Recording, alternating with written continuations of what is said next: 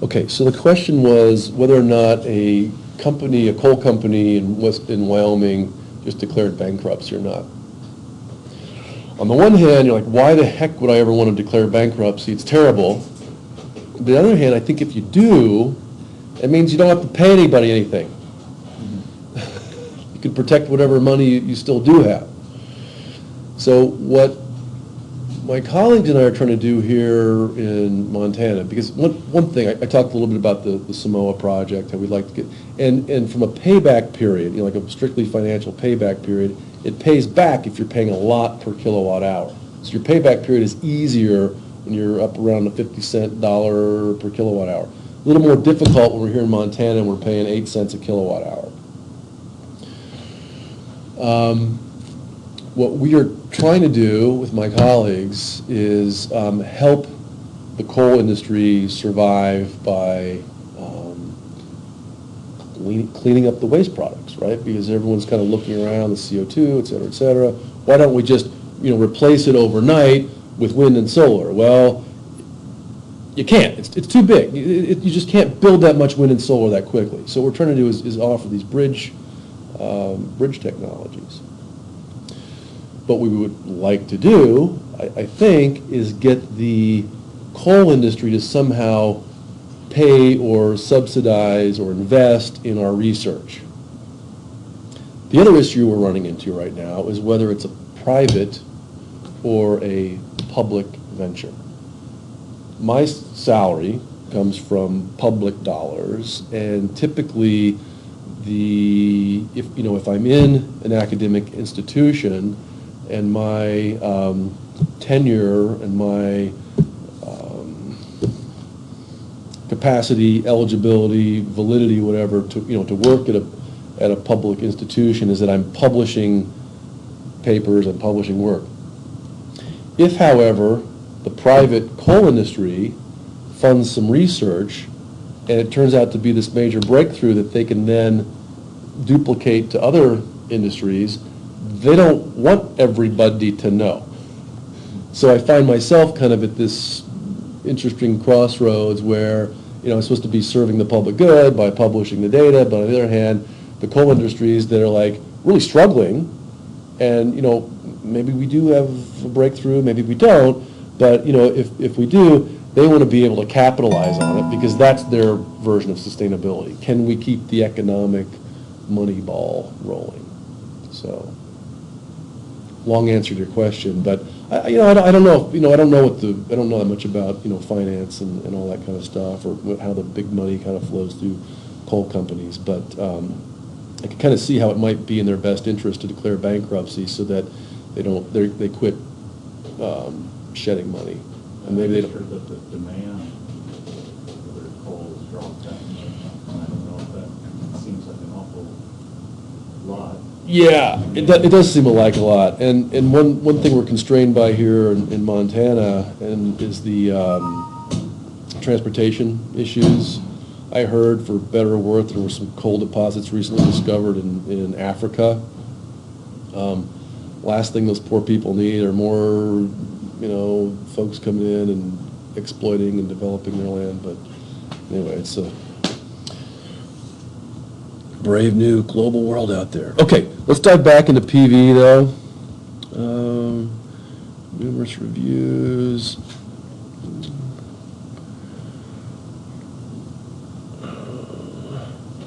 So there are a lot of renewable energy organizations out there. I know some folks at NREL. I do not know really anybody at New Mexico State, but there's also this other Solar Energy Industries Association. You don't have to make even that little permit, you could have it on 8.5 by 11 paper. Before it had to be on bigger paper. Important.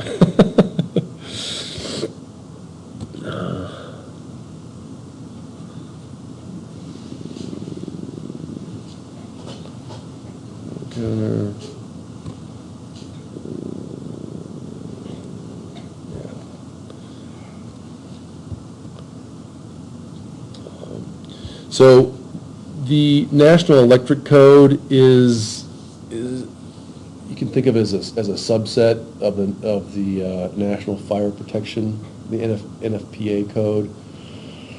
I worked for the NFPA contractor down at the Savannah River site in Georgia several years ago. Their main issue, there's a life safety portion of it where you want to make sure that you've got a sufficient number of doors to run out of a building if it's on fire. I'm not even sure this particular room would qualify anymore. Like if there was an electrical fire in the back there, if that mass spec caught on fire, I don't. It would be a challenge to get out, to get through that door. Breaking those windows. Well, I don't know. I think they can be broken because didn't someone break? Yeah. Or maybe it was just the doors. Wind or something like that, right? Yeah. Well, anyway. At least that's the story. Yeah. So electrical code, life safety code, all kind of fall under this NFPA, National Fire Protection. And that's not perfect either.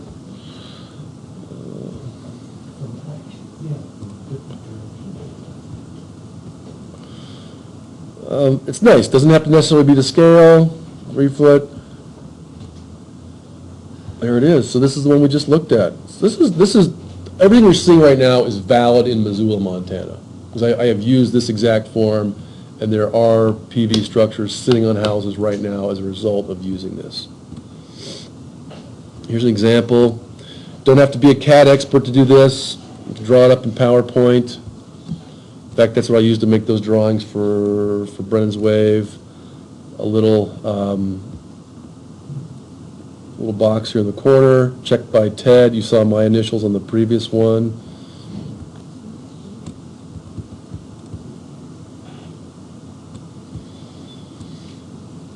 Here's your electrical diagram. I did not review this for Bobo. He's a licensed electrician and did it on his own. Hopefully you're picking up on some of this stuff in Wally's course. Also, just to let you guys know, we are now going to be teaching the equivalent of 213, which is Power Systems Technology, at West Campus this fall with Bill Hillman. And Bill spends a lot more time covering codes in his course than Troy Savage does in his. Troy was a little more theory and all that, but we're kind of at a crossroads right now with the college and all that, where we're partnering more closely with carpentry, with John Freer's Green Energy. I gave a couple lectures there, and also with Bill Hillman's electrical codes course. So you'll see a lot more of this if you take 213 this fall.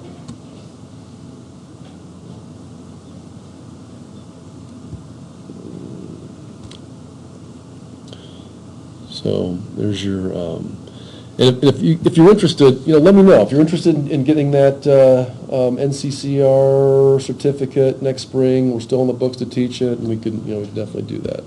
And that's when we cover a little bit more of these diagrams.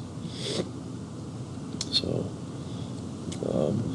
by now you should be familiar with the open circuit voltage, the short circuit current, maximum power. I know you've had quizzes on this in terms of how many millivolts drop there are per degree Celsius. You know that when they get hotter, they are less efficient.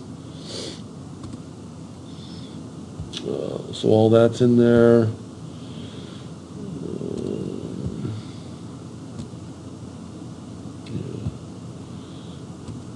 So, and Todd, you were saying before you'd like some more hands-on this spring. I would say, if you want, I can get you in touch with Bobo. I can't imagine he's not doing some installs. Same thing with Guccio. I have not heard from Mike Sudik in quite a while, but he might be another one locally who can get you some hands-on. There might be some big projects coming up soon. Well, I also know that John Palm has the bid to do the West Campus project. That could happen sooner than we know it, and the same thing with Lomason. That's in a little bit of a holding pattern too right now, but those two projects are also good opportunities for hands-on, so I'll keep you in the loop on those. And I'm not looking so much until after the semester's over. Yeah, okay, but there's a lot of projects on the, But throughout the summer. yeah, yeah, That'd yeah, be great. yeah. Okay.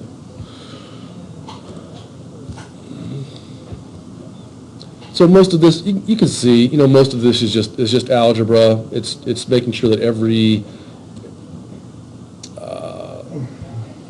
block is filled in. Okay, let's just see what else is kind of,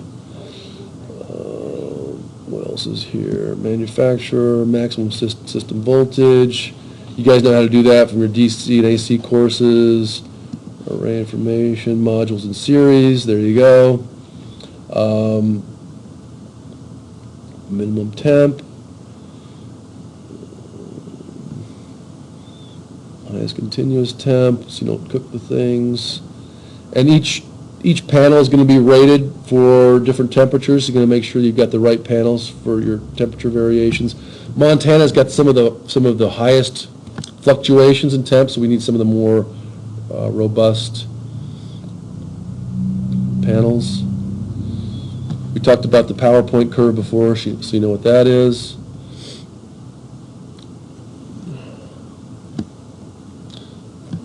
There's some algebra on that.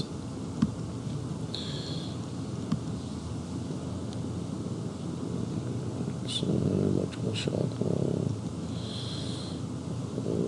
DC.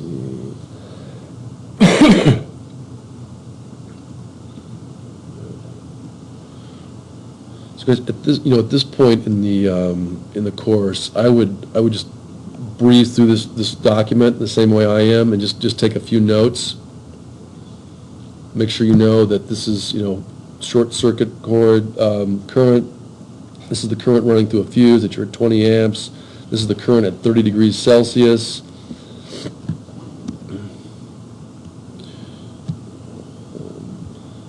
And these are, again, those AWAGs I showed you. So this is a much larger wire than that. You've probably seen that in your own home installation.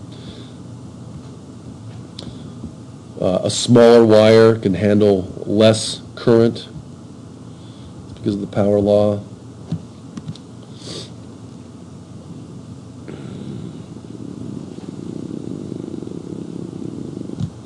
Almost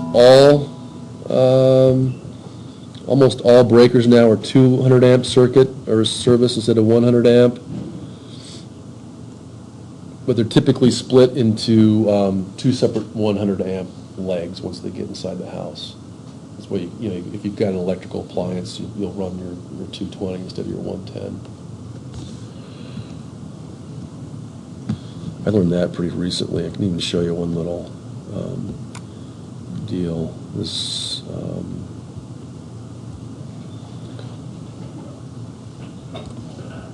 was kind of fun. Current cost report. Yeah.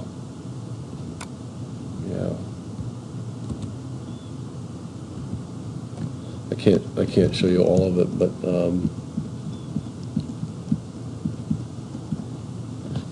yeah, I went into my own house, and you can see this is the that's the neutral bar, the neutral wire coming in the house, which sits at ground. And it's actually tied to ground. I mean, it's actually stuck in the ground at the house, so the whole grid is on the same potential, theoretically. It's kind of weird, but we're tapped. This one is 110. This one is 110. If you put the two together, you get 220. Get more volts because they're in phase. Bigger, same sine wave, 60 hertz. What else? Equipment grounding. So really, the secret to getting through this week is just digging through all this documentation. Just be familiar with it. Know where the different parts are. It looks like he's just got a lot of examples, kind of like I just showed you for the thing I did with Bobo. Know what the symbols are.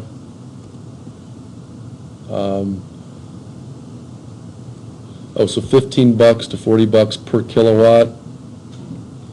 You know, larger systems require more liability. Distance to roof.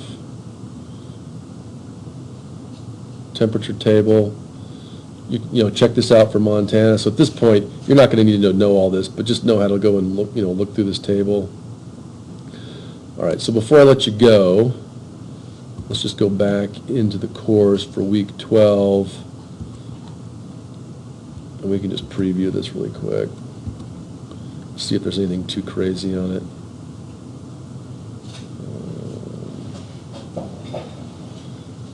And you guys all know how to search a PDF document, right? Control F. I'd get in there and just Control F on the number 100 and start, digging through there.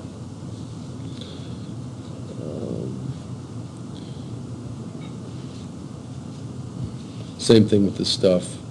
Utility scale power producer.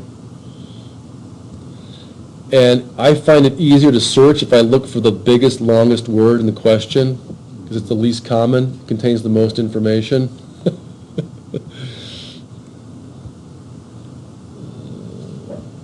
And again, a lot of it just comes down to knowing the technical language of whatever you're talking about.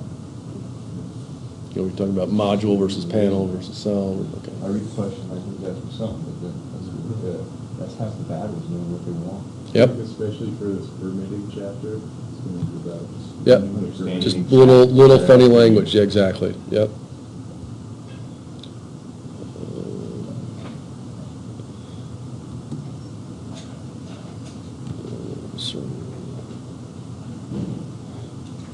So here we were talking about inverter sizing for it. You don't want it too big, you don't want it too small. It's got to be just right. So this test is on that document, not on the chapter? It'll be on both. There'll be some stuff on both. Yeah, Having that PDF open. Yeah. Having that PDF open will be beneficial.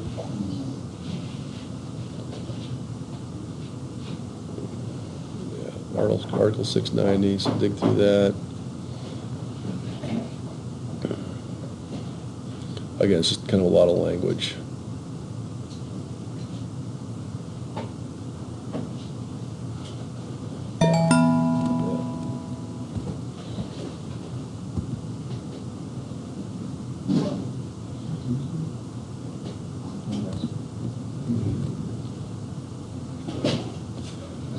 Okay, guys, so there's just one of three. Let me know, let me know how it goes. Kind of getting close to the end here, so. Any kind of a review on that certificate test? Well, Greg or- did Greg not, I mean, there's the practice exam right there. I found it to be, relatively simple compared to some of the stuff we've been doing in class, going through all the fancy trig and all that. There's a little bit of math, a little bit of look up. If you just Google like A, B, C, E, P, test exam 2, there's several versions, you can kind of cluster them. See Yeah. what- And here's what I recommend on that review. When I went to do my professional engineer's exam, I studied my butt off. I studied it as much as I could, did a bunch of practice problems. And then I pulled the materials together that I knew, that I'd already studied, and I knew roughly where everything was. I was allowed to have Naomi's done this before. She'll know if you got open book or closed book or a page of notes or a calculator or whatever. Calculator and water bottle. Okay. So what you're gonna want to do in that case is put together a good set of notes, and be sure that you're able to just visually recall those before you walk into the exam. So what I did to study for that thing, I walked in cold, and the first time I sat down, I took a lot of time on each question and made sure I got them exactly right. When you get to the exam, though, you can't really afford that luxury, because you got to make sure you get to every single question, because there's going to be an easy one at the end that's going to take you 10 seconds to answer, You might have to go back and hit the hard ones later. But the first time you practice, I recommend, making sure you get every single one right, so all of the blind alleys in your brain are kind of done away with, and you're not going to sit there and be confused. But then, and then figure out what you don't know, and then spend some more time focusing on the stuff you don't know for the real exam. So, yeah. All right, looks like somebody's coming in, so let's go talk to Naomi about the NAB stuff.